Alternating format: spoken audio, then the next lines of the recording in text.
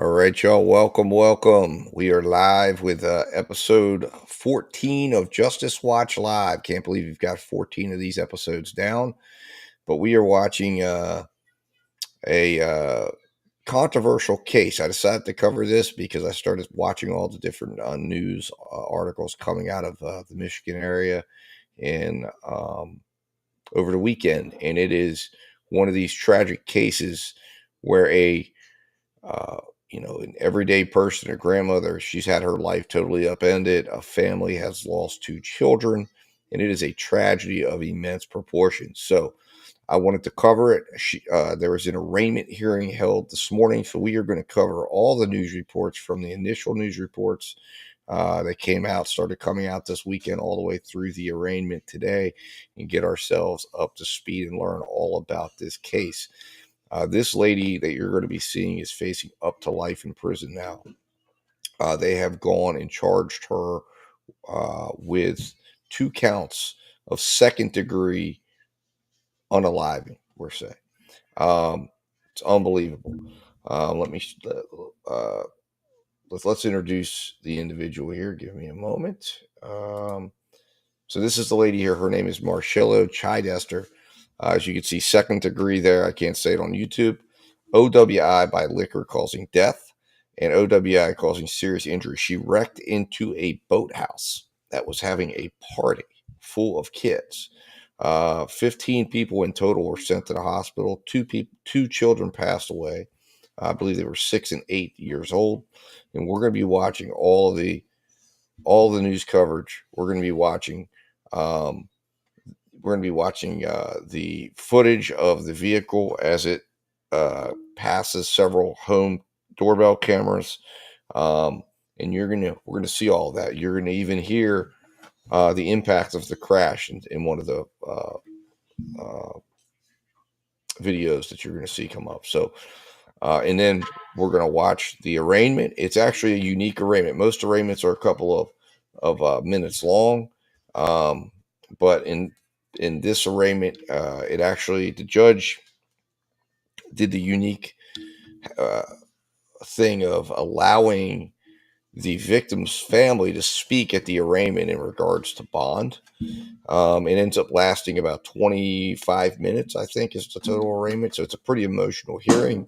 The judge in this case, or the defense attorney, of course, speaks. It's quite involved. It's much more involved than most arraignments are. So that was another thing that caught my attention about the case. So anyways, without further ado, let's start watching. We're going to stop and start, and I want to hear from you guys in the comments as we're watching through this tragedy. And this happened on Saturday, and we're going to start with the very first news report that came out about this. We're going to start there and work our way all the way through to the arraignment. So here we go, guys. State authorities in Monroe County are investigating a crash that killed 2 kids and hurt more than a dozen others attending a children's birthday party.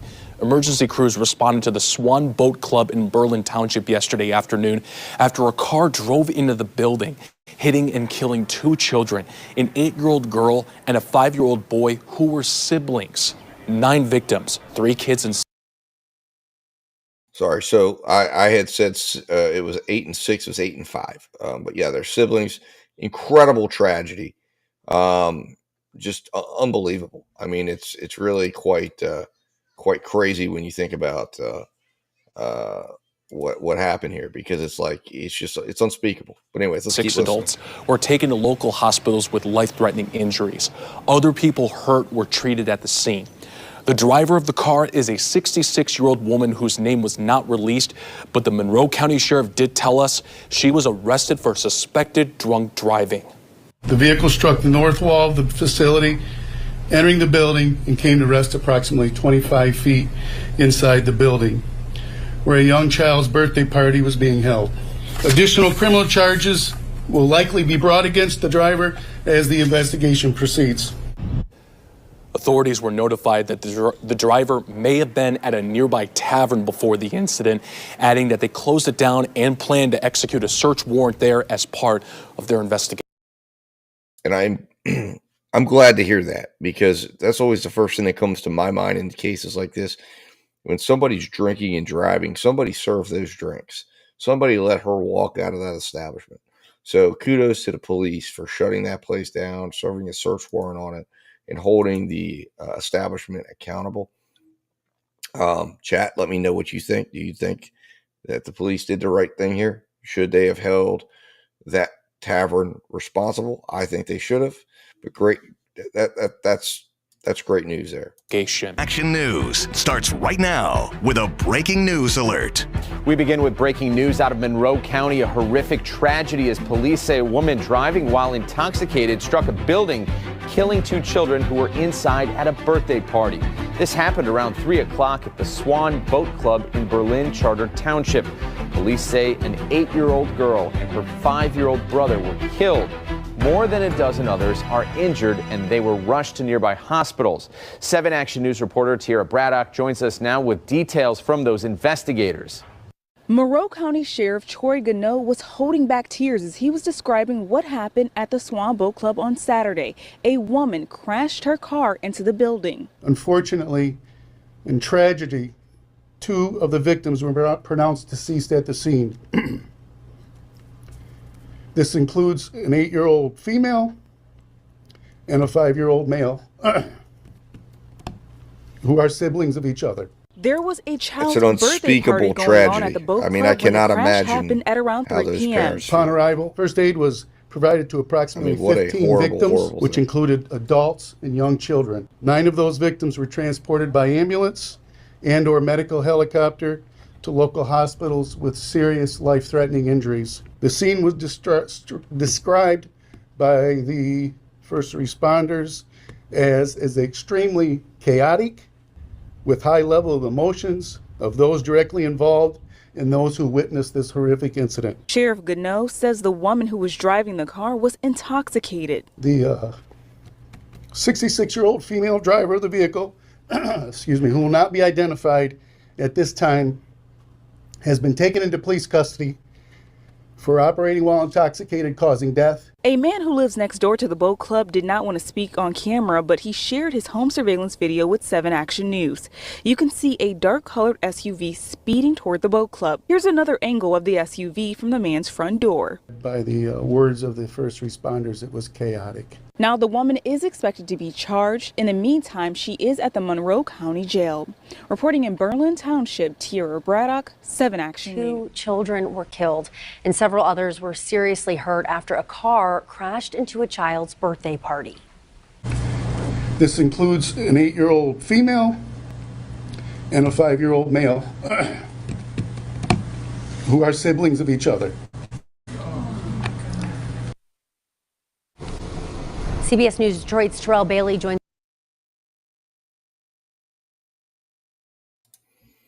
All right, so a couple of things here. I want to respond to a couple comments here. So first one up here, the establishment sells alcohol. It's the drinker's responsibility. What's wrong with you? Well, Sally, here's what I would say to you.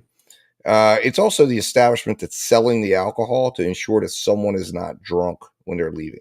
Okay, it is as much the responsibility of the drinker, and that's kind of a ridiculous statement here to say it's the drinker's responsibility. So you mean the drinker who's getting drunk? We already know that someone has bad judgment when they're drunk.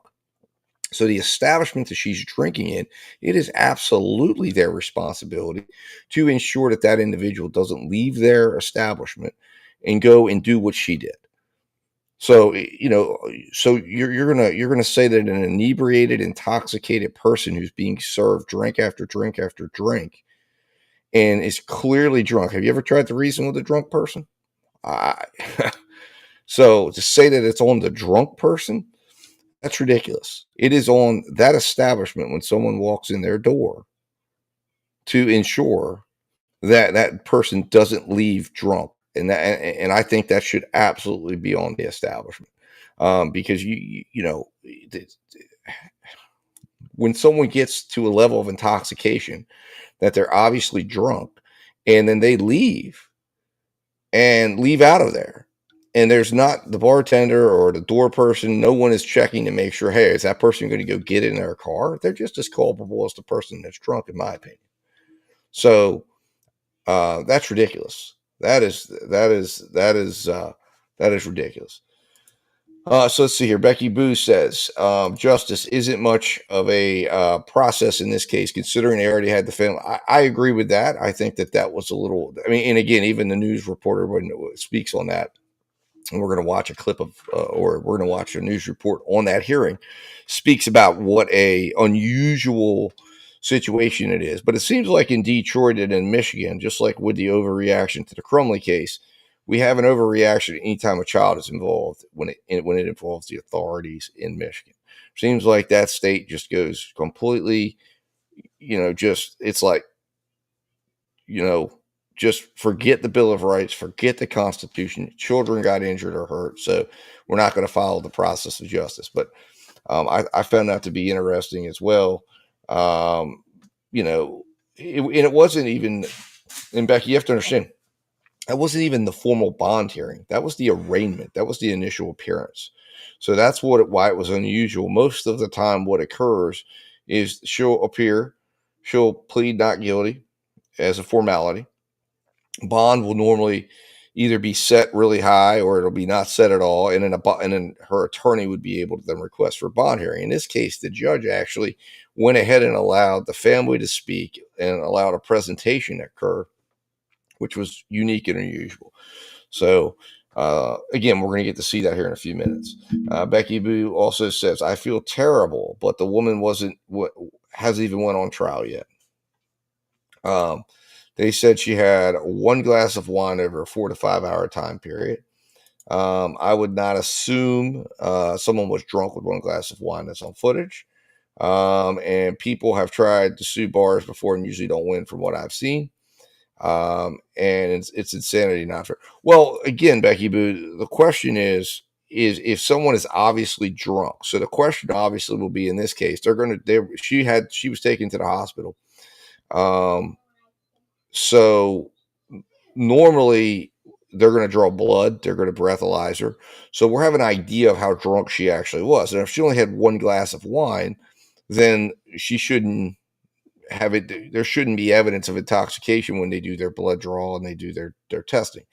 So that should be interesting to see. But what I'm talking about is if someone leaves a bar and they're 0.210 and they're obviously intoxicated, that bar should have absolute responsibility to ensure that driver doesn't get on our roads. And I know it is hard at times to hold these bars accountable and stuff like that, but there have been successful suits. It's just a matter of how obvious the intoxication is. And if it's at a level that's noticeable. Now, if someone's just barely over the line or whatnot, and that's also why just simply being intoxicated doesn't necessarily mean you're going to be convicted of the injury part. In other words, if you can show that the accident was caused to something else that wasn't related to the intoxication, then that is a defense to that portion of it. She could still be convicted of driving under the influence because she was under the influence, but it doesn't necessarily mean that's what caused the accident to occur. So, now, Becky, it is a little bit unusual for the family to get to speak. Normally, the state would get to put on a presentation of evidence because normally the family, you're right, she's presumed innocent. So what they did is they trampled on her presumption of innocence by allowing the family to speak, although it has happened.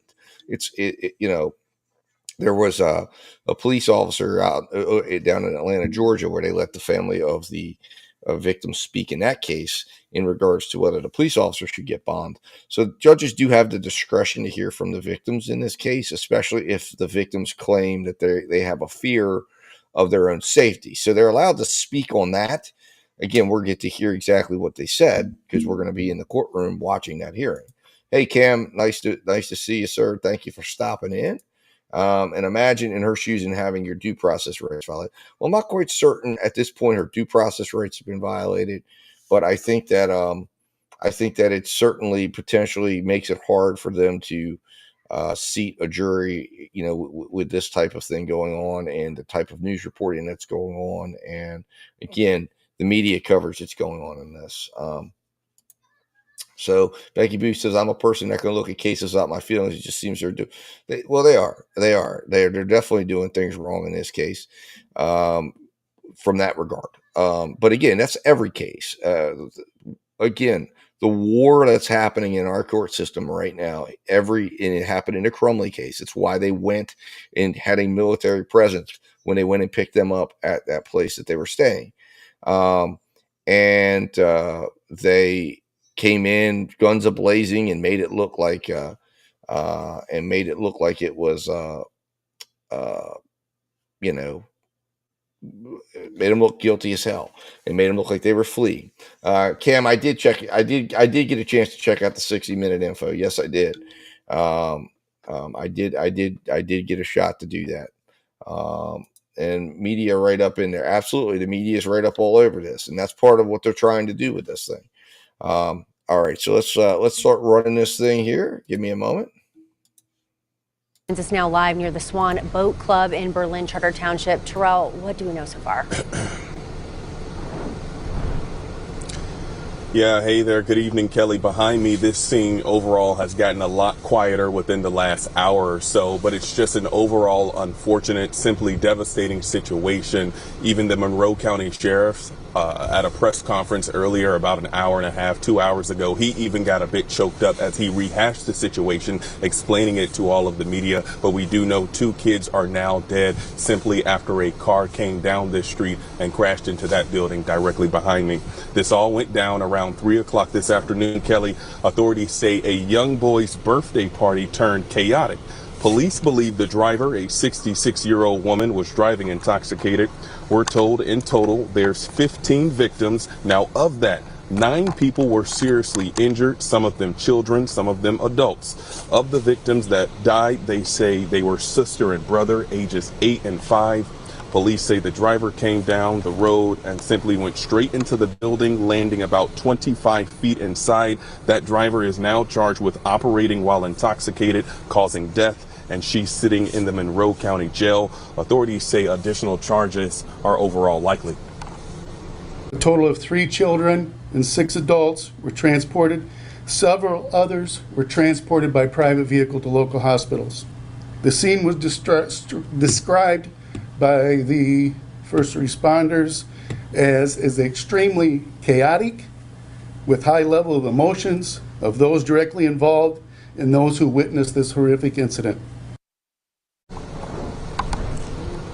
A horrific incident indeed. Now, according to authorities, that woman arrested may have been at a nearby tavern. That tavern has been shut down by the sheriff's office until a search warrant is held to determine more on who exactly they served at that building earlier today. Now, Kelly, like I said earlier, it's just overall a simply sad and devastating situation. We're hoping to get a status update on those affected individuals within the next coming days. But investigators say they have to continue actually talking to people that were inside of this party because they don't know how many people were actually in the party participating. So, of course, it's just a lot more questions and answers that need to be conducted. But, of course, CBS News Detroit will continue following this story, bringing you those updates as warranted. But for now, we're live in Monroe County. Terrell Bailey, CBS News, Detroit. All right, thanks, Terrell. Thanks for bringing us that information there from the scene. New video shows the harrowing moments before a car crashed into a Michigan party, killing 2 kids. You can see a blue SUV speeding down a dirt road near Newport, Michigan, that's south of Detroit. Surveillance video shows the blue car slamming right into the side of a boat club. An 8-year-old girl and a 5-year-old boy, siblings, killed here. 15 others were hurt. Officials say the car drove about 25 feet into that building before finally stopping. The driver, a 66-year-old woman, was arrested and charged with driving intoxicated and causing death. This week, we are expecting charges after that tragedy in Monroe County where a children's birthday party interrupted by an out-of-control car that crashed into a building. And the sheriff is saying that a suspected drunk driver is who plowed right into that building with a children's party taking place inside, killing a young brother and sister and injuring more than a dozen others, including other members of that same family. Yeah, Priya is live on this morning, and the victim's school offering support today. Priya. Yeah, that's right. Jason, Rhonda, good morning. The district will have school counselors on hand as this entire community grapples with this senseless devastation. We do know a little bit about that suspected drunk driver. She's a 66-year-old woman. Her identity so far has been withheld. We are expecting an arraignment any day now. Police are also investigating the bar that she was at just moments before this deadly crash that injured 15 people and killed a pair of siblings. I can't even imagine the grieving that they're going to go through, that they're going through now and will for the rest of their life. David Farrell is still in shock after 2 children, an 8-year-old girl and her 5-year-old brother, were killed by an alleged drunk driver. The siblings were at a birthday party at Swan Creek Boat Club in Berlin Township when a woman drove straight through the building. A GoFundMe page has now been created for the victims. No one expects to go to a birthday party and not come out of. Now, see that, Becky, that's exactly what I was thinking. And again, we're going to actually see the raw footage of the car driving. And we just saw it there in this news report. And what I see there, it looks like that car's out of control. Something's going on. And yes, that is what her attorney alleges, is that she has a seizure issue that began last year. Now, there are others. There are people that are claiming that she was, had a drug problem and alcohol problem, etc. Again, a lot of information is flooding into the media. And again, this is why we're covering this right now, because again, all these news reports, I want you guys to understand this. These are from Saturday afternoon at about 3 o'clock all the way to this afternoon. This amount of coverage. Now, this was all done on local coverage. So imagine how does the local community, how does this woman get a fair trial in that community? But it sounds like she's going to have a strong defense. You're going to be shocked at the bond that was set. I mean, it's a really ridiculous bond. Suspected drunk driver. Of course, comments on social media already got her guilty as charged, locked up, and life in prison. Well, yeah, she's facing life. I mean, and an interesting thing, which I don't want to spoil till we get in court, but the victims in this case insinuate that this was a intentional act by her. I don't know. Maybe there'd be more to it. It insinuates as if she had some sort of grudge or something, and she just drove her car into this building and had nothing to even do with being drunk. Yes, it said she lives close to there, so she'd know that building was there. It doesn't make sense.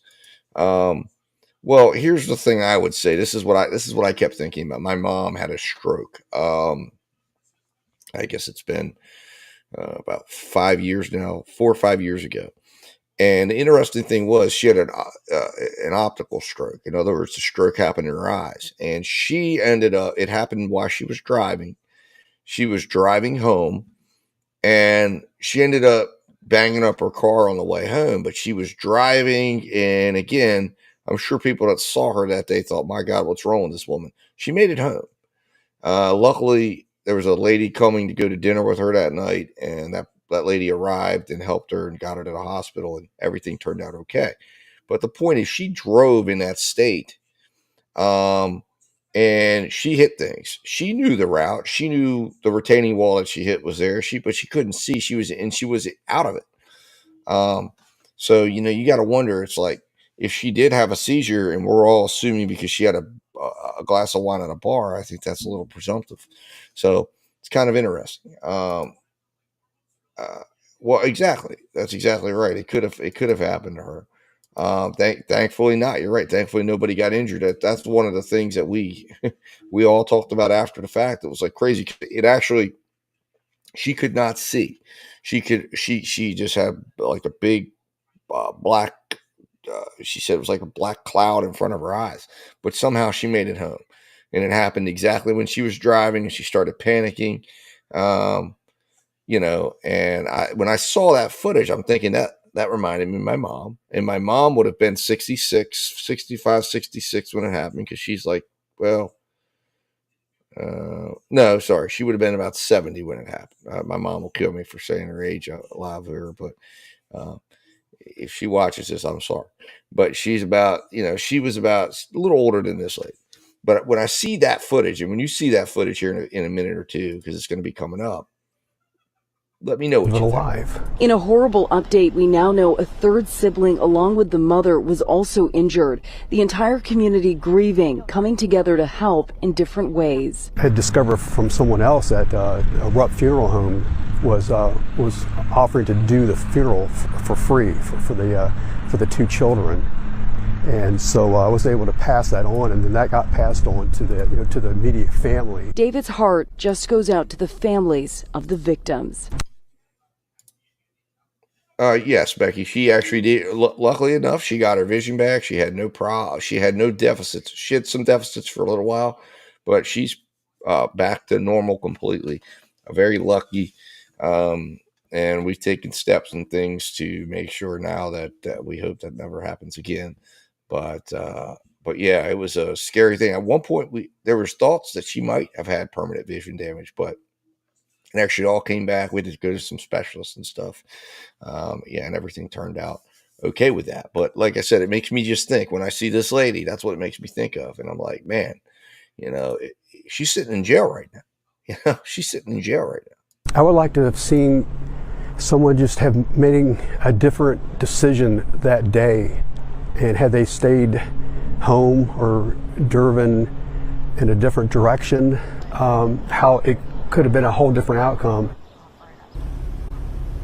Now, all three victims of that same family were students in the Flat Rock School District. A letter went out to parents, which in part reads, "Words cannot adequately express the depth of our sorrow, nor can they ease the pain of those who are grieving. Please know that our thoughts and prayers are with every one of you during this incredibly difficult time." Again, the identity of that 66-year-old woman who is suspected of being drunk behind the wheel has so far been withheld. We are expecting an arraignment and an updated list of charges, especially as we continue to see the conditions of those victims. Reporting live this morning, I'm Priya Mann, Local 4. Just couldn't believe it, it's just, we still can't believe it. At around 3 p.m. on Saturday, tragedy struck at the Swan Boat Club in Berlin Township. We have a black escape that went through the building. At least 5 people are injured on the ground. It was a children's birthday party. Several small children are injured as well. According to the Monroe County Sheriff's Office, a 66-year-old woman was intoxicated and she crashed her SUV into the side of the building. At least 15 people were injured. 2 kids died. An 8-year-old girl and her 5-year-old brother. Everybody's sad. My wife is crying. I just feel sorry for you, and in our prayers. Ed Wendersky lives down the street from the boat club. He says his son's pickup truck was hit on Saturday. He believes it was by the same driver who crashed into the boat club. I don't know if you can see the tire tracks. His, front tire, his back tire was probably about here, and then we paced it off. We think that it got pushed back about 12 feet. I also spoke with another neighbor who was out with his young daughter as she was riding her bike. He had this message for the victim's family. Absolutely heartbreaking, and it's just a terrible tragedy, and we are very, very sorry for your losses, and you're in our thoughts and prayers. The 2 siblings who were killed in the crash were students of Flat Rock Community Schools. The district sent out a letter regarding the situation. Here's a little of what it said. "Words cannot adequately express the depth of our sorrow, nor can they ease the pain of those who are grieving. When our students return to school on Monday, our counselors and social workers will be on hand to provide support and assistance to any families who may need it." We begin tonight with our top story out of southeastern Michigan. What was supposed to be a day of celebration, which ended in tragedy. An 8-year-old and 4-year-old brother and sister attending a birthday party at the Swan Boat Club in Monroe County were both killed. An SUV slammed into part of the boat club where the party was taking place. You can see the video right here. Other adults and children were hurt, some facing life-threatening injuries. Now a memorial is growing outside. Many people dropping off flowers, teddy bears, and crosses. Michael Sandlin joining us live from Newport in Monroe County where this happened. So, Michael, what new information are we learning about the person who was behind the wheel? Jeff, the Monroe County Sheriff's Office confirmed that the person accused of taking their vehicle and driving it into the building behind me, 66-year-old Marshella Chester, is currently sitting in the Monroe County Jail. Now, there's been no official charges against Chester yet. In fact, Monroe County Prosecutor Jeffrey Yorkie told me his office likely will not press charges until tomorrow, as they're waiting for further information from Monroe Police and the Monroe County Sheriff's Office. Yorkie said, "We appreciate the public's patience. Know that you understand how important it is to have all the information in front of us before making such an important decision." Earlier today, I got a chance to see those investigators hard at work when I went to Chidester's home, just a few hundred feet down the road from the Swan Boat Club. Our cameras caught officers executing a search warrant on the property, and one detective at the scene confirmed their investigation was, quote, open and active. Meanwhile, information on Chidester herself is limited, but we were able to confirm she has a connection to the Swan Boat Club. An old press release from the club reveals she once served as the club's commodore. While representatives from the boat club wouldn't talk on camera, their board of directors did release a statement saying, we need to process this grief, support each other, support the families directly and indirectly involved, and be in each other's company. Now, as I said, Chidester's not been officially charged yet, but the Monroe County prosecutor says we should expect to see those charges as early as tomorrow and learn more about her arraignment. Michael, Jeff, back here in the studio now. What about the victims? Do we have any updates on who they were or their condition tonight? Yeah, Jeff, so we actually got a press release from the Monroe County Sheriff's Office just a few hours ago revealing that the two victims that died here on Saturday, 4-year-old Zane Phillips and 8-year-old Alana Phillips, were siblings. And we also learned the condition of the 9 people that were sent to the hospital as well.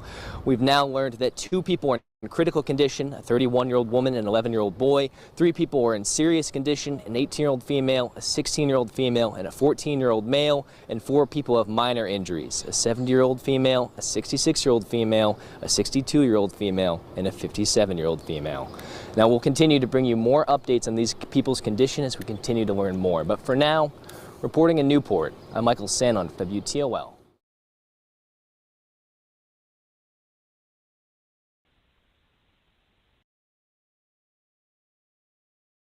All right, so this is the footage. This is just going to be raw footage of her.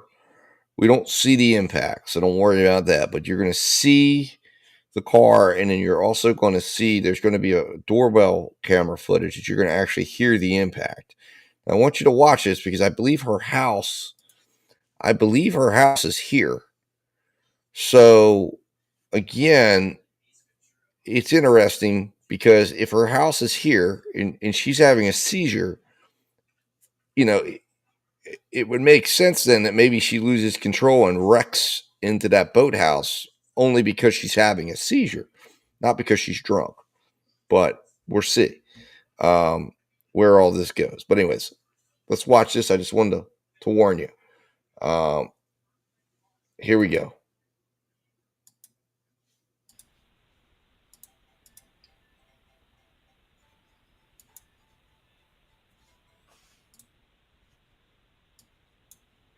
You can see the smoke and the people running over in this area. Now this one, listen.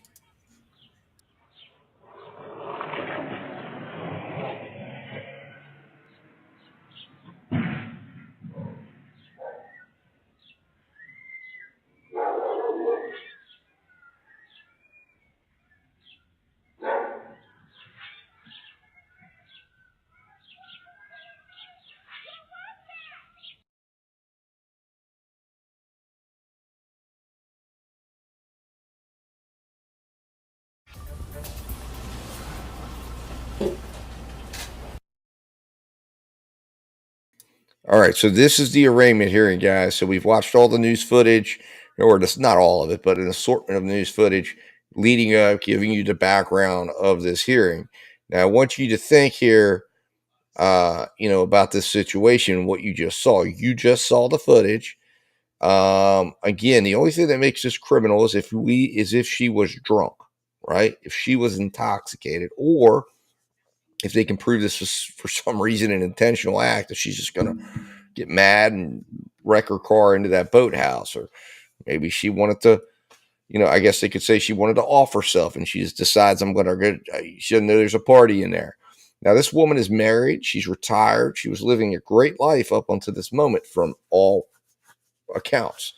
Anyways, I'll be quiet now. This is the arraignment. This is what we came for. So let's listen and watch. And as a lot of information comes out in this, but here we go.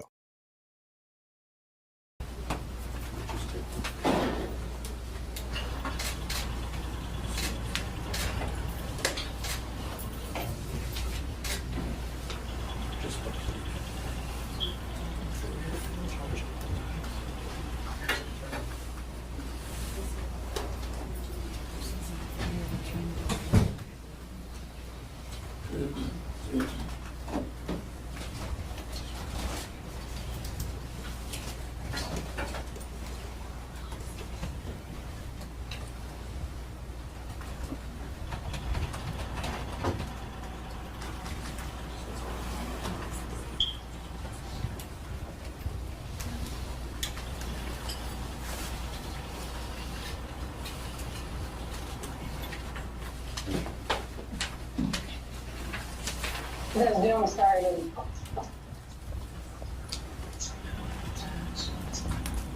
No, she's not there yet. I'll tell you when she is. Oh, that's her. Watch over it.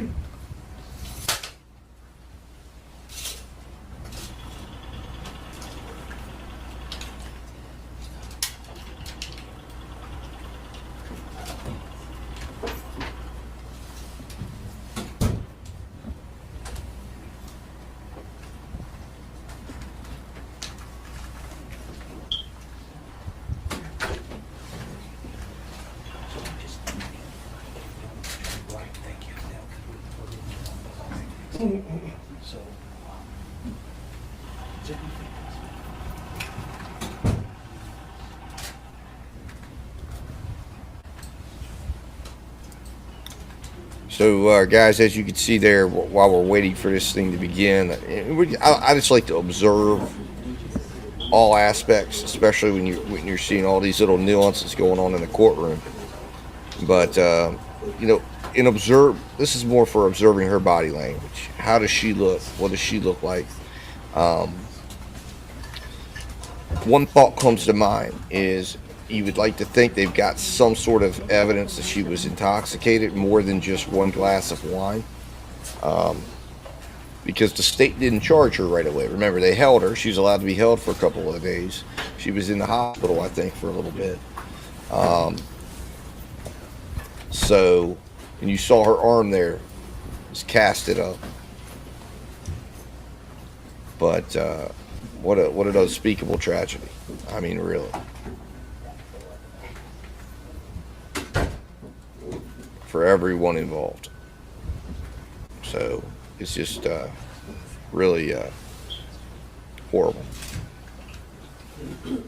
But remember, the key here is they have to prove that the alcohol caused the accident. In other words, the intoxication caused the accident and nothing else. That it wasn't the road, it wasn't some extraneous measure. Now, the interesting thing is they're charging her with second-degree unaliving, and that's interesting because that's a crime of intent, and it's a crime where there has to be. They're saying that she had essentially malice, and she had an intent to kill these people or these kids with what she was doing. So it's very, very interesting. But anyways, let's check it out. Case number 241971FY. Names to the record. Your Honor, Jeff Yorkie on behalf of the people. Your Honor, Bill Kolovis, P38434 on Ms. Chester. Thank you. Thank you. I'm going to Ms. Chester seated next to you. Today is the time and date set for arraignment, pre-trial, arraignment in this matter. The defendant is charged with count 1, homicide, second degree, maximum penalty, life or any term of years. A consecutive sentence may be imposed under MCL 769.36 for each death that resulted from operating a motor vehicle. Oh, I get your stuff. Resulted operation of the vehicle. DNA upon arrest. Count 2, homicide, second degree, same maximum penalty. Count 3, operating while intoxicated causing death, maximum penalty 15 years, and or $2,500 to $10,000 monetary sanction.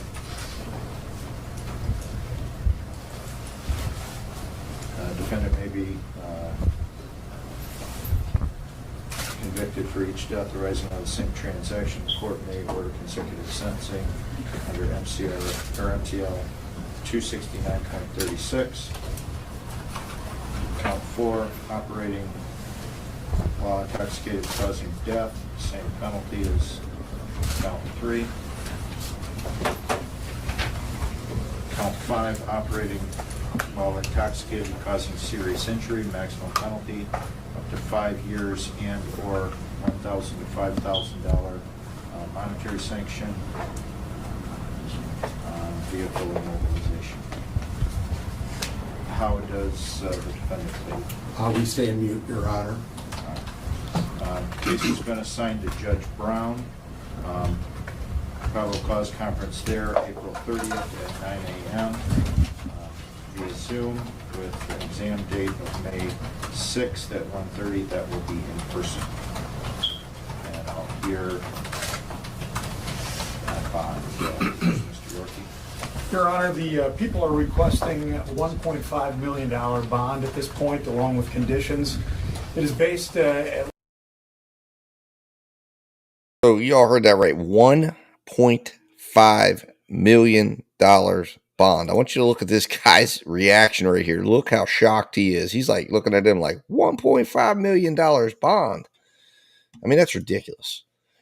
I mean, which, you know, obviously there should be conditions. It should be no more than $150,000 in this case. And that would allow her to put up real estate, allow her to post or $15,000 cash, tether her to her home, put her on home confinement, put alcohol restriction in place, make sure she's not drinking, make sure she's not driving. In fact, restrict her from driving if you need to. But $1.5 million bond? What? Are you kidding me? I mean, that's ridiculous. That is absolutely ridiculous. And that is, now, that, you know, in my opinion, this is one of the problems we have, because that flies in the face of the presumption of innocence. There's been no demonstration, and maybe we'll see it, that she's a flight risk. That should be the only consideration. But $1.5 million bond? Come on. What they're trying to do with this lady is they're trying to lock her up and put pressure on her to take a plea. We'll see if that happens down the road. We hope not. But you know, she's facing charges of second-degree homicide. And that means in the way they're getting to these second-degree homicides, they're saying you have to have an indifference for human life. You have to have a severe indifference for human life with the intentional act that you committed. So what they're saying is she drank alcohol. She got behind the wheel of a vehicle. And again, this is why I believe it's a little murky here how we get to second degree, but that she ends up driving into the building drunk, and that showed a depraved indifference for human life. That showed so. You know, I think it's a stretch, but that's where they're at with this. Now, if she had a seizure and it was a medical problem and it wasn't related to the alcohol, they lose the whole case here, just on that alone, just on that interpretation alone. So it's interesting that they went here, but I think they went here because they're going to want her to plead down. So in this case, they might offer her a manslaughter plea, which I believe, from when I was looking at the Crumley case, I believe that's 15 years, whether it's manslaughter or involuntary manslaughter, is kind of how it's all laid out. Might be 20 years, but she would be getting a severe sentence in this case. And of course, it could go consecutive. So any plea in this case at 66 years old amounts to life in prison. So, you know, I don't think she'll take a plea. I think we'll be covering this trial. I will be covering this trial. This is going to be one of those trials that will be covered on this channel because it's going to be very interesting to see how it plays out. They've overcharged her. They've tried to keep her in jail. We'll see where all this stands. I'm going to keep following it and keeping you guys apprised. But let's continue listening as this hearing progresses. At least in part on the fact that, as the court has already indicated, the defendant is facing 2 life sentences that could run consecutive to other offenses that are involved in this matter. In addition to that, we believe that the likelihood of conviction is extremely high here. We have ample video evidence showing exactly what happened during this incident. And finally, Judge, the defendant suffers from a very severe substance abuse issue, corroborated by friends and family members, and she creates a very high risk to the public. For all those reasons, we believe that a $1.5 million bond is in order in this particular case. Your Honor, again, Bill Clovis on behalf of my client. Your Honor, I think the court has served in the judiciary for many years and understands and appreciates that at an arraignment, the client has not been found guilty. We don't have prejudgment penalties. What we do have here is somebody, when looking at bond, any favorable and unfavorable facts. The favorable facts are my client is 66 years of age. My client has no record whatsoever. In fact, she has never even received a traffic ticket of the 50 years of driving. She's better than I am. In 60 years on this earth, she's never had any traffic involvement. She's never had any law enforcement involvement. I think that adds a little credibility to her side of the table. In addition, she's owned her residence, which is about 400 feet from where this took place, for 40 years. She's retired from a position and was living a peaceful life with her husband in retirement. What the prosecutor fails to mention to the court is that she has a history, and even the neighbors in the news media has said that she drives like a little old lady when she drives. You got to drive around her. That in addition, that my client has a history of having seizures. And this history has lasted since last November. It started of an epileptic type seizure in her legs. In fact, that's that day she was treated for it. It's not like her to drive. Drinking. Yeah, exactly. She was drinking. If I may continue with all due respect from everyone, a search warrant was executed at the bar that was allegedly where she was at. The bar showed that she had one glass of wine 4 hours prior to 3 o'clock, between 11 and 12, and a bowl of chili. That was confirmed with a search warrant of what the receipt was. In addition, that no doctor told her not to drive. The doctor told her not to drive for a number of months, very few months, and then she could operate a vehicle.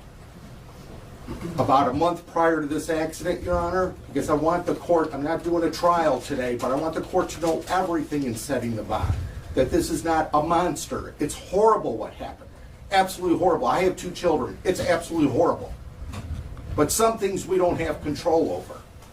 If I have a heart attack at my age, I don't have control over it if I'm operating a vehicle and hit somebody.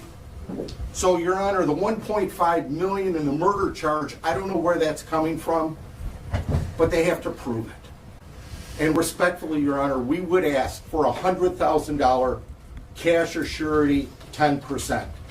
She can have, the court can order home confinement. Police have never been called to her home.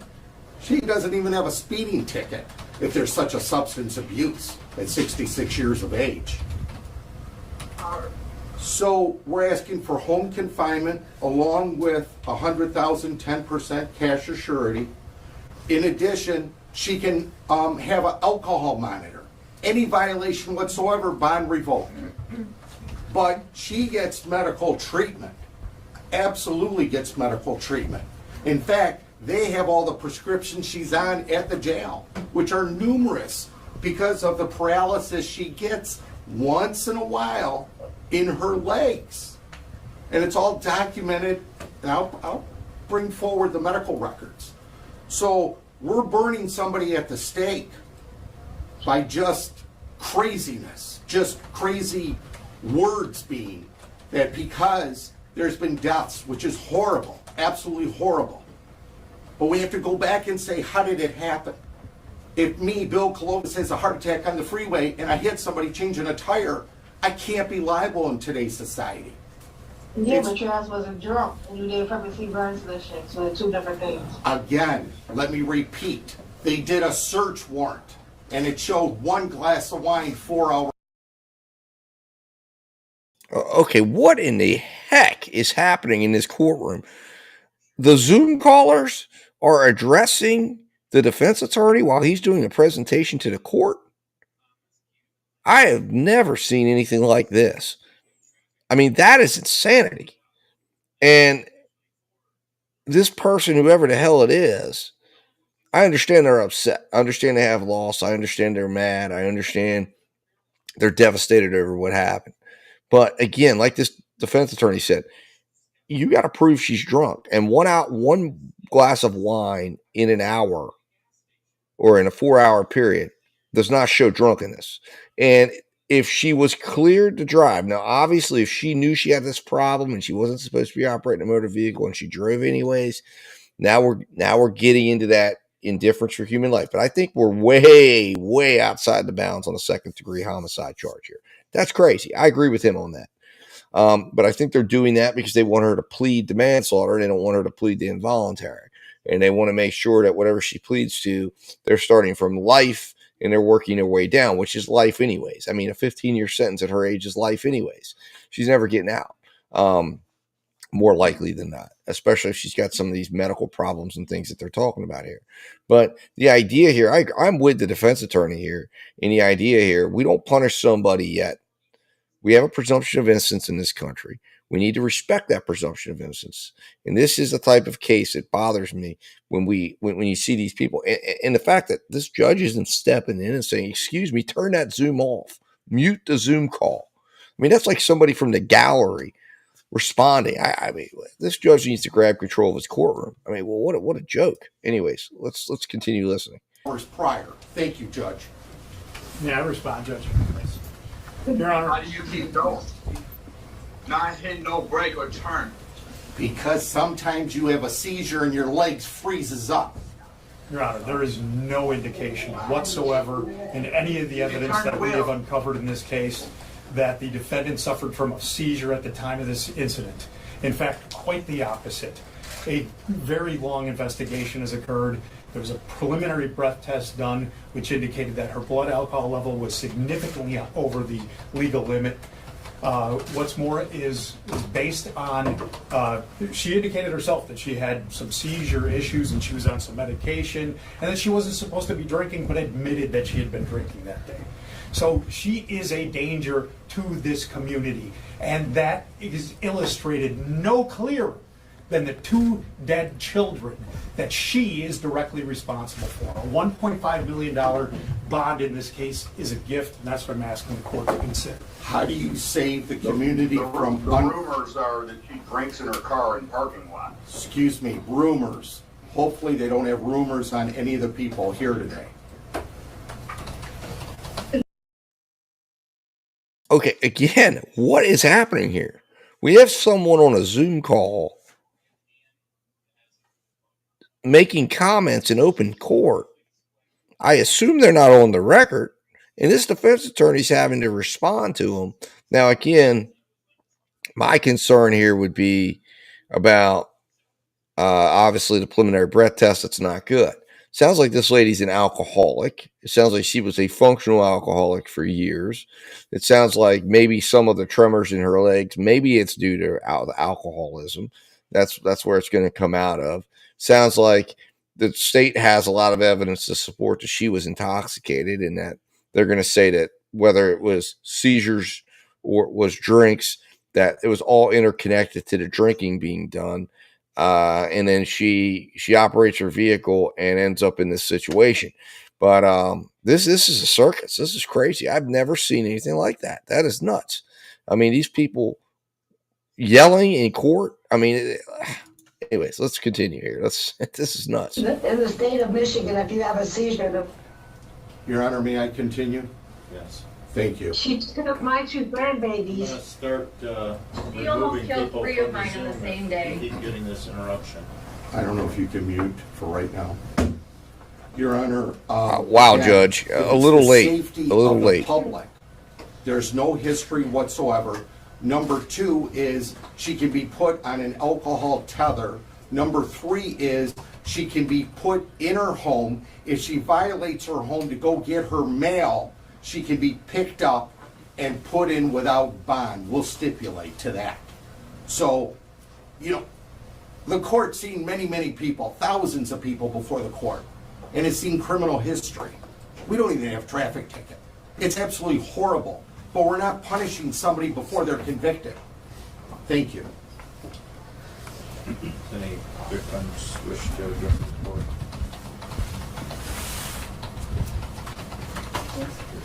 Yes, she chose to drink, and those were my grandbabies. Thank you. Your name, She please? made that choice to go in that car. She chose to drink and drive, and she took my grandbaby from us. Understood. Your name for the record, ma'am? My name is Chastity Phillips, and I'm the grandmother of the. Okay, so this is crazy right here. This is equally crazy, and I'm with Becky Boo on this.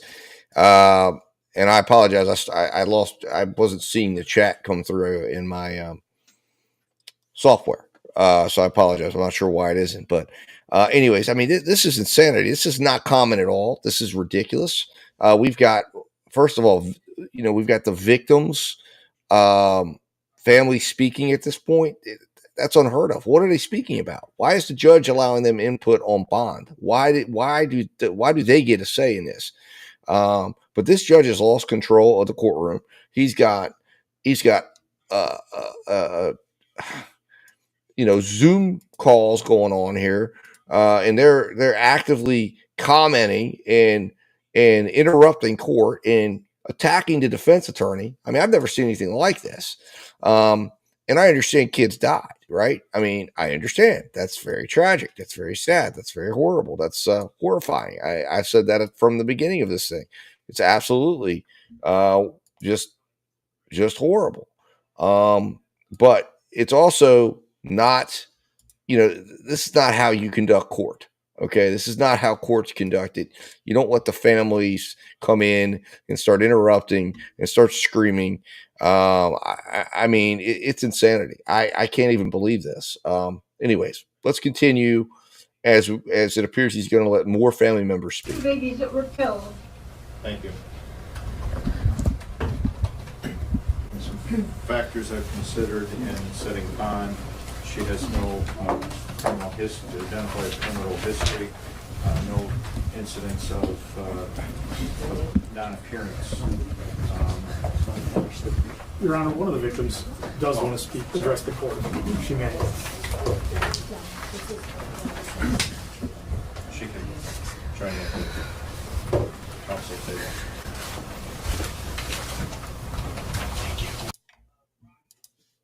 Okay, this is a circus like I've never seen before. First of all, this is unprecedented. The judge is about to set bond. This lady's getting in front of the cameras and speaking as if it's a sentencing hearing. I mean, I can't even believe this. I understand kids died. I'm very sympathetic to that.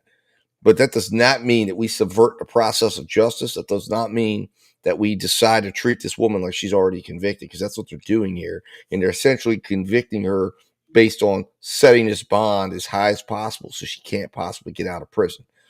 This is crazy. But anyways, let's hear this woman out. But this should not be happening. It just should not be happening. If we could start with your name, ma'am. My name is Raquel Smothers. I am Mariah's sister. What he had said about getting injections in her legs for something, knowing that with or without drinking, you're still putting people in harm's way, because with muscles and everything, you can't control something. Why operate a vehicle knowing you're taking medicine that drinking will affect it? I was there. I seen where my daughter, my mom, my sister, my nephew from the opposite side of the family, my sister's 3 children.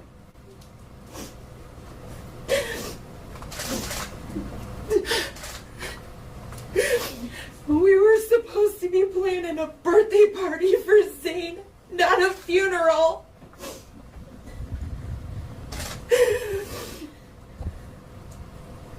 know when you have medical conditions, you should never get behind a wheel whether you are drinking or not.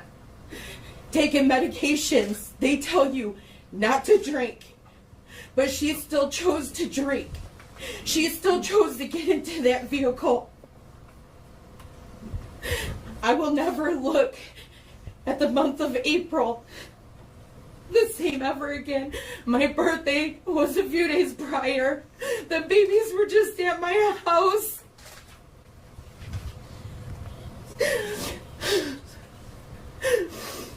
My niece with her flawless curly hair loved to dance.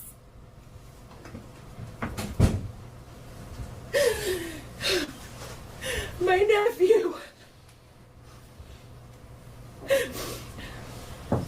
he always hated my truck was dirty. I cleaned my truck out just for him. He loved jujitsus. He loved cracking jokes. Eminem was his idol.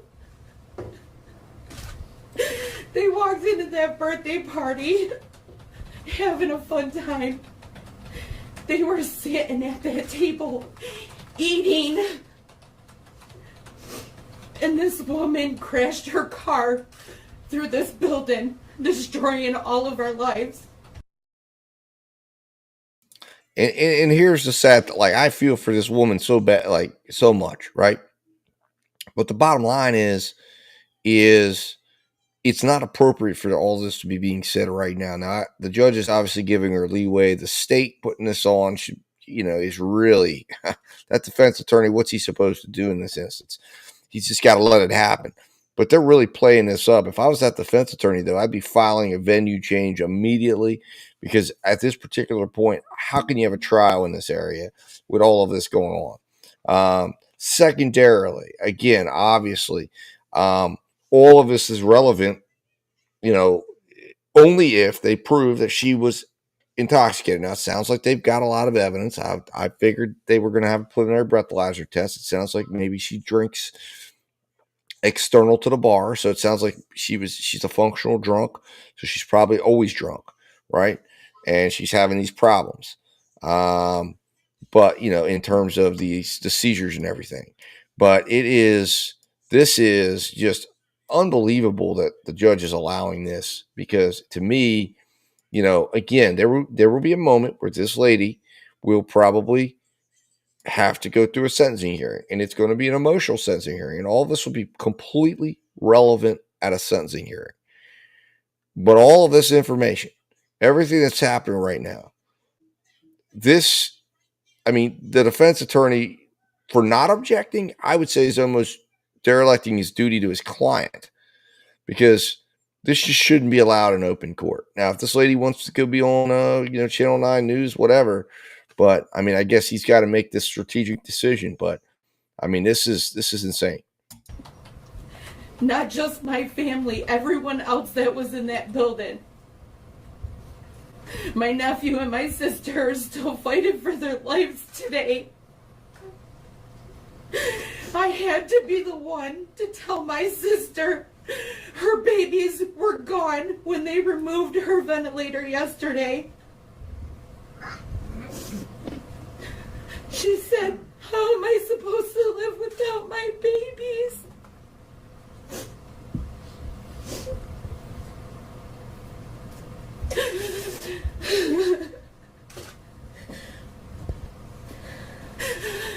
Nobody should ever have to go to a birthday party thinking that they're gonna die. Medical history or not, every medication tells you not to drink. She knew it. She shouldn't have done it. I had to see my deceased niece and nephew. I had to see their very last moment before their car was removed. I seen it. And my sister can't decide what she wants. And then babies, I can tell you right now, cannot have an open casket. It's It's a horrible, dramatic thing. I cannot close my eyes at night without seeing the babies and what they look like. No, I'm done.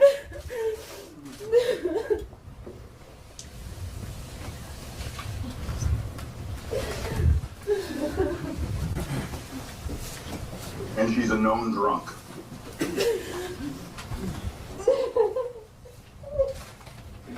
To her credit, she does have ties to the community. However, Can I say something, Your Honor? I'm the brother of the father.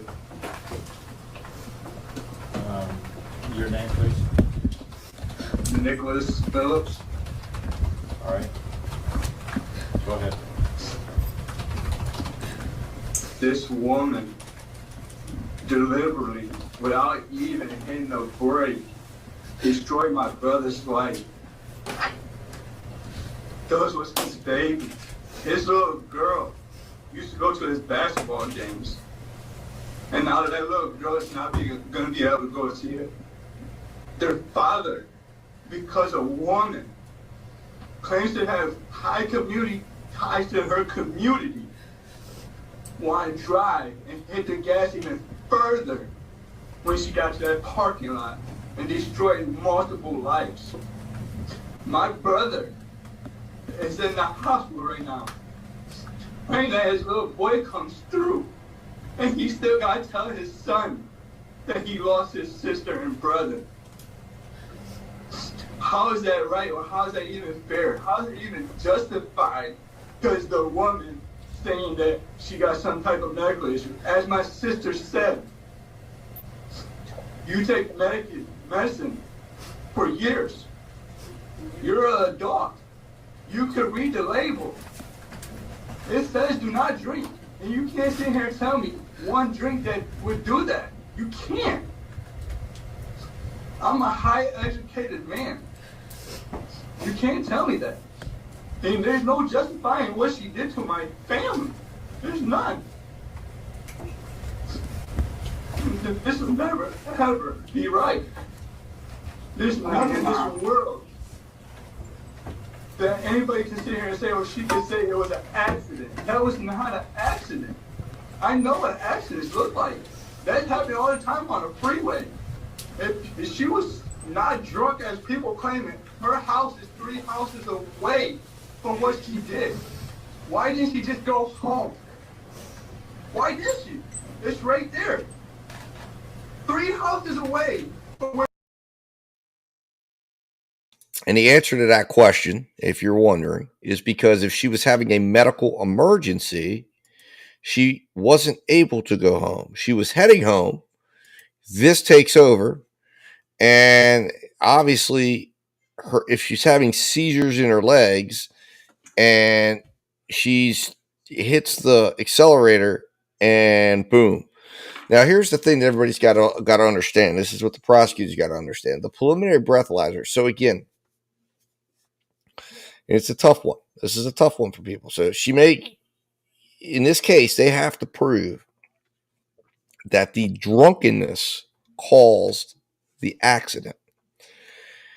Now, one way they could potentially do this is they could say that these seizures she suffers from, if they're connected to her alcoholism and her having drank would make her more likely to have a seizure, that could be a way they would get there.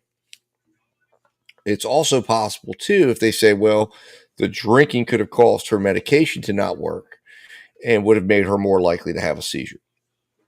That's another way they could possibly get there.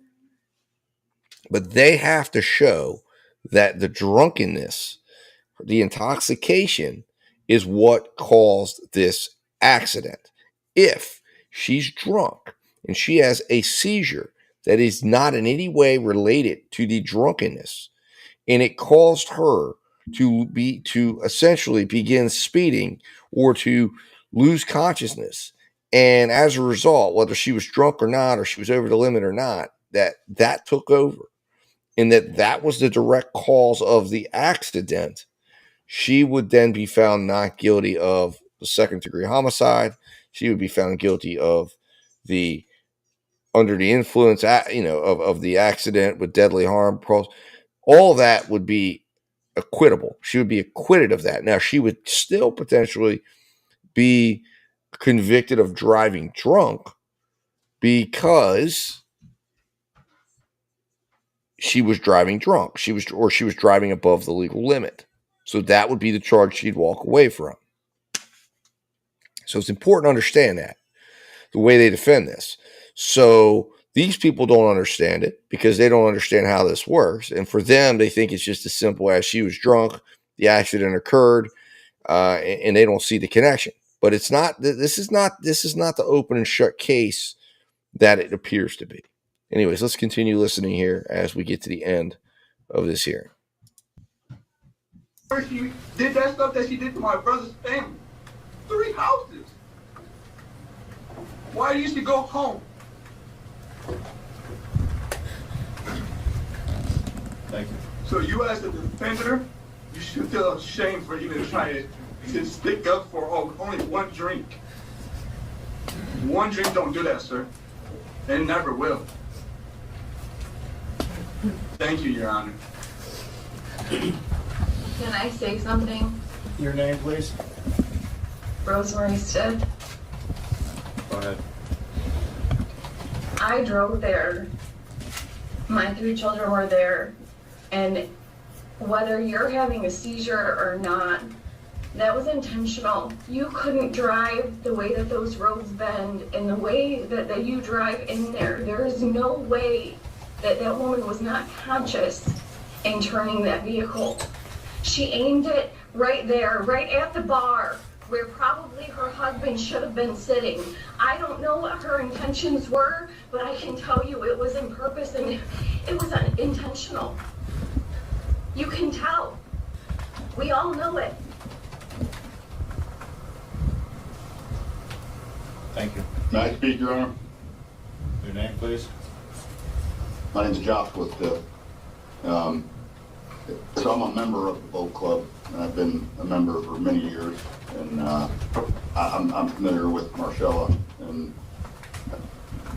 during my 10 years of being a member of the boat club, and most of the time I've seen her, she's been highly intoxicated. And I've watched people try to walk her out the door dozens and dozens of times. You know, one of the things that aren't brought up here is the fact that she hit a vehicle down the road and a tree down the road. I believe that it wasn't intentional, but I do believe that it was a situation where she was trying to flee and run from what she had just done down the road because she shouldn't have been driving. And everybody knew that, right? Everybody, you're a member of the boat club, you know this lady shouldn't be driving. And I believe she was fleeing that scene. And there's a speed bump before you enter the parking lot to the boat club, as well as like a runoff ditch that you got to pass over with your vehicle. We all drive 10 miles an hour through that area because of these, you know, and it's a narrow road. But I believe that she was fleeing from hitting the truck so that she wouldn't get caught drunk driving. And in doing so, hit the speed bump as well as the little ditch that's 30 feet past that and lost control of her vehicle. So I don't believe it's intentional, but I do believe that, and I know that she drinks a lot and she, you know, should never get behind the wheel. And if you're under that much medicine as her attorney states, then even one glass of wine could potentially, you know, do you like this. And not only that, it's a lot of medications, you know. So what we just heard there is actually probably the closest to the truth that we got or have so far today. Because what it sounds like, that makes a lot of sense. Now, again, you see how she's driving. I don't understand why she was driving so fast. To me, when I see it, I still see it as somebody that looks like they're having some sort of an issue.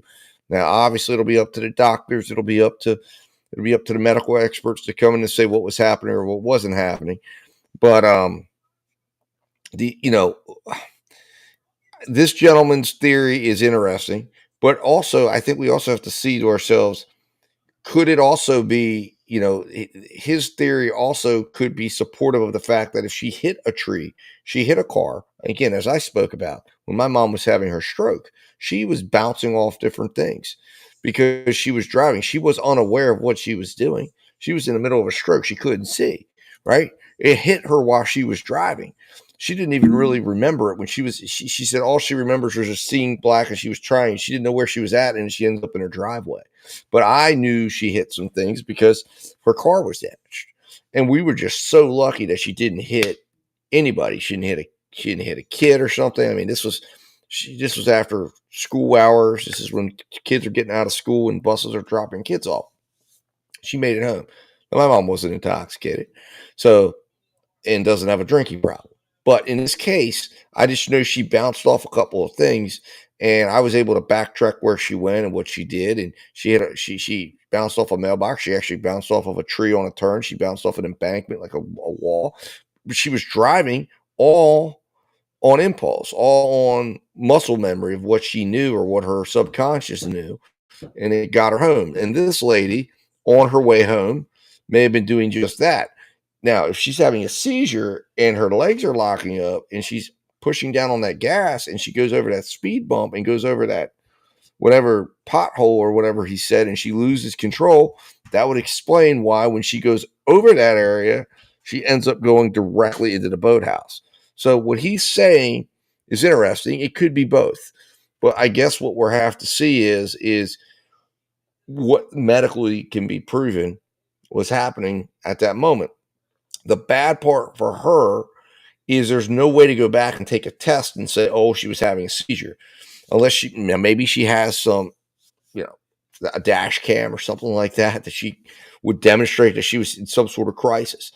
But short of that, it's going to be about what her statements were, what she was saying afterwards. I'm sure there's body cam footage from the police officers. But obviously her reputation, procedure. The state is acting in the way they are about this case because she has a reputation for being a drunk. That's hurting her in this case. But it's also dangerous for us to do that because just because she's a drunk doesn't mean that's what caused what happened here. And again, coming on the issue of bond here, she should be out on bond with conditions. Alcohol monitoring, tether, house arrest, no driving of any sort. And it should be, 100, I think 150,000 would be making sense to me, but 100,000, 150,000 would be reasonable and, let this thing progress from there. But clearly this judge doesn't agree with that. And obviously he's letting this thing turn into a total craziness. I've never seen anything like this, but let's continue listening here as we've only got a few more minutes of this left. Go ahead. Let's go ahead and hear the last bit of it. You're not supposed to drive on, right? So, whether it's the alcohol or the medication or it's neither, this lady should never be behind the wheel. We've watched her, take baby steps to get out of the place because she could barely walk. Right, let alone get behind a wheel. And for such a frail lady to cause such devastation in her car, I think that I think that she shouldn't be freed on bond because of this. I believe that decades of her drunk driving that just caught up to her is what I believe, and decades of her driving under the influence of whether it be pills or alcohol, and I would point towards alcohol from my experience of knowing her. Thank you. Thank you, Your Honor. All right. I went over some of the issues that impact my decision in setting bond. High on that list is the fact that she's facing 2 life sentences, 2 15-year sentences, and 4 5-year sentences.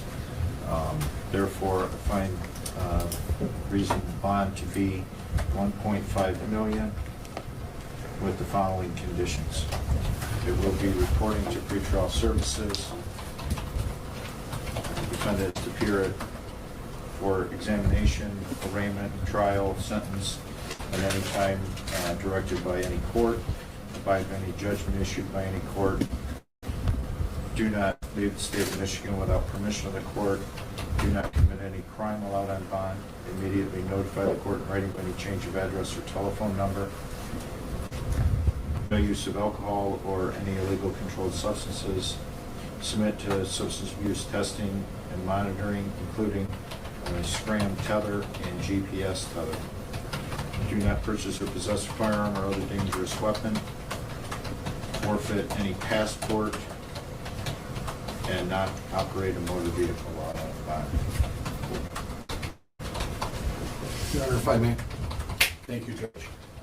The 1.5 million, will they be cash, surety, or 10%? Cash or surety. 10% at all? She has no history whatsoever, Your Honor? Between her and the surety. I believe the surety would typically take 10% of that to post their guarantee. Okay. All right. Thank you. I will never look at the month of April the same ever.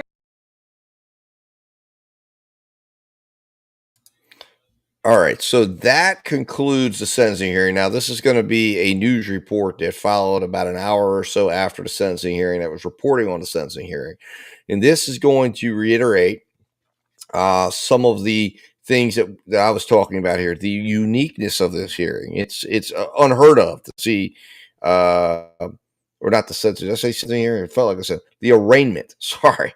Felt like a sentencing hearing, especially with the bond that was set, but the arraignment hearing. So this felt, they're going to talk about the uniqueness of the arraignment and how these victims speaking and the community people speaking and the members of the club speaking and all the input and just the absolute craziness of the hearing.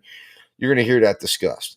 And then we're going to talk about, I'm going to go over with you what the Michigan second degree homicide law is, what they've got to prove, and then we'll conclude this episode here. But what a crazy hearing so far.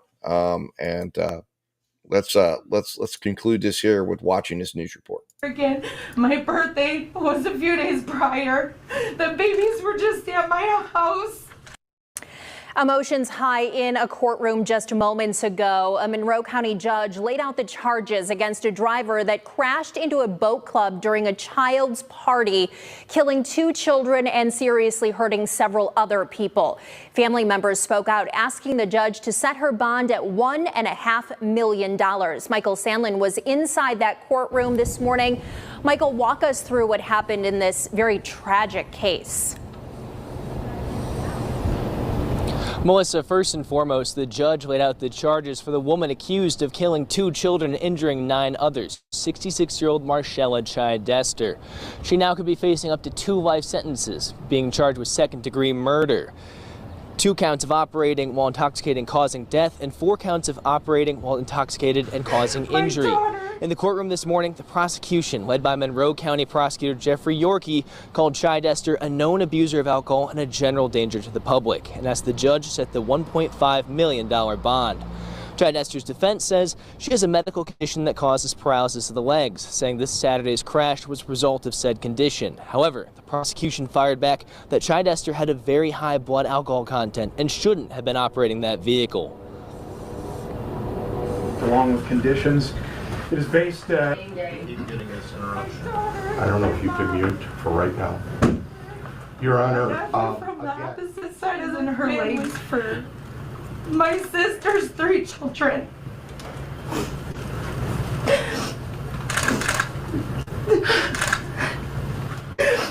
We were supposed to be planning a birthday party for Zane, not a funeral.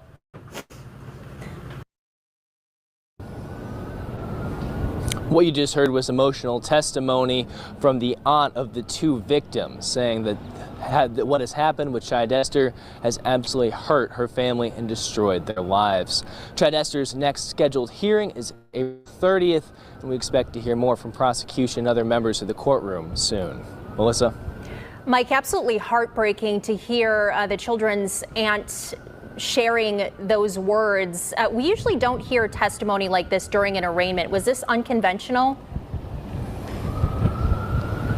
Absolutely, Melissa. This was completely unconventional. Normally, we see an arraignment last no longer than 2 or 3 minutes. The judge gives the suspect what they've been charged with, and that's usually about how long it lasts. But in this case, we're at over 20 minutes of testimony from different members of the Phillips family and other people that are from the Swan Boat Club, leading to a very emotional start to a very upsetting case. For now, reporting in Monroe, I'm Michael Sandlin.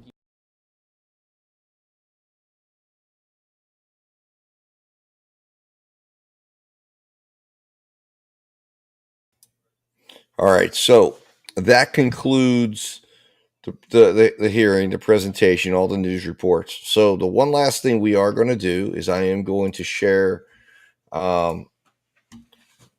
is we're going to go over the Michigan second-degree homicide law. So let's go back in here and take a look at that. Now let me hold on here.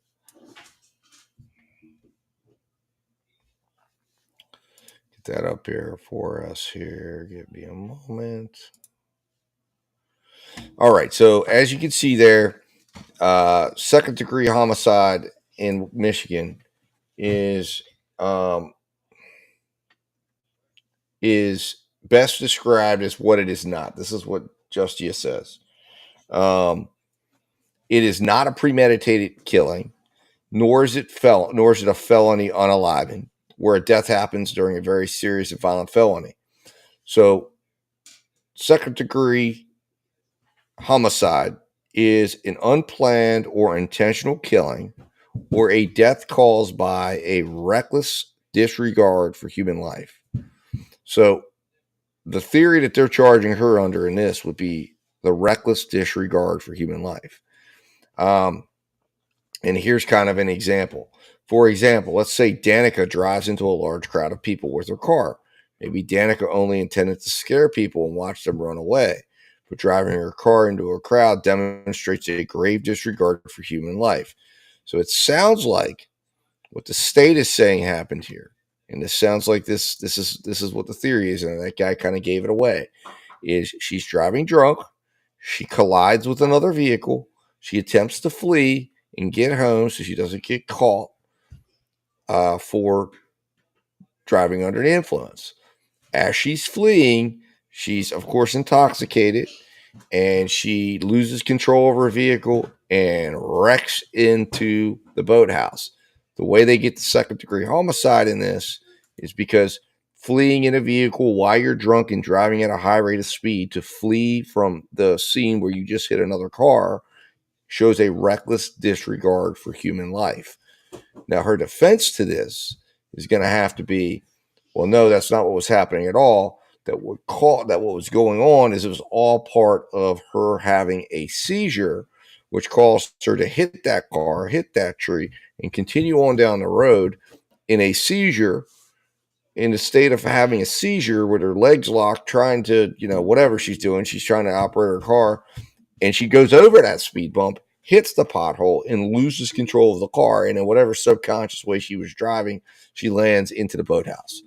So, again, this will ultimately be a battle of the medical experts, but it's also going to be a battle of, can the jury put aside the fact that 2 young children lost their life here and look at this case with the evidence that's going to be presented? Or is the emotions going to run so high in this case, like it already has, like you've already seen, where a judge sets a $1.5 million bond and she ends up convicted?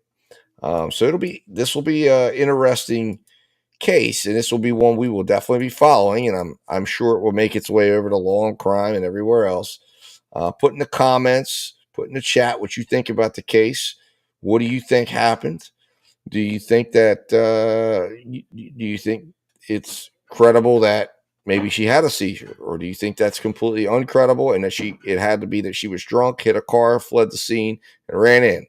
That sounds like exactly how we get to the second degree here, which the defense attorney said was crazy. Also, put in the comments what you think about a bond. Is that a fair bond? Do you think she should have been given a lower bond, like $150,000 no alcohol test, etc. There's things that they can do to make sure she's not drinking. So, let me know what you think. But what a absolute tragedy! What an absolute tragic case, and it is it's horrible. It really is. And the thing we want to remember is 2 kids lost their lives. 2 parents are just, it's unspeakable for them. I couldn't imagine losing any of my children, let alone 2 of them. It's just horrifying, absolutely horrifying. So our hearts go out to those families, or to that family of those 2 children, and hopefully any of the injured fully recover, and this case can work its way through the courts. And I hope this lady's given a fair shake and a fair process through the justice system, because that is extremely important as well, throughout this. So, that's what we gotta hope. But in the meantime, guys, until we talk again, hopefully we will see justice prevail, and go from there. The next episode, like I said, I've been promising we're going to get into the Calvin Riley deposition. This kind of took precedence. I decided there's also a sentencing hearing that I do want to take. This is another interesting case.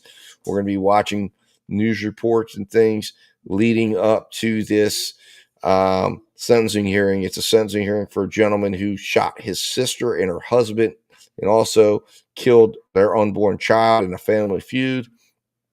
He's asking the court for mercy. The judge has a whole slew of potential possibilities. The state's asking for life without parole. So it's an interesting sentencing hearing. We're going to be airing that potentially for episode 15, and then episode 16 will be the Calvin Riley, or maybe we'll do Calvin Riley and then do that for episode 16. I haven't decided yet. Let me know in the comments what you would rather see. Calvin Riley's another episode on the Calvin Riley case, which will be the deposition of the police officer involved in those body camera footages, or do you want to see a sentencing hearing? And then we're also going to be starting the Karen Reed case next Monday. Opening statements start, so we're going to be off again this week, covering these other things, covering some Franklin Tucker episodes and things. So it'll be a no trial watching this week. We will start again fresh next Monday. So we will be starting 9 o'clock sharp on Monday. So anyways, guys, until then, let justice prevail, and I'll talk to you soon.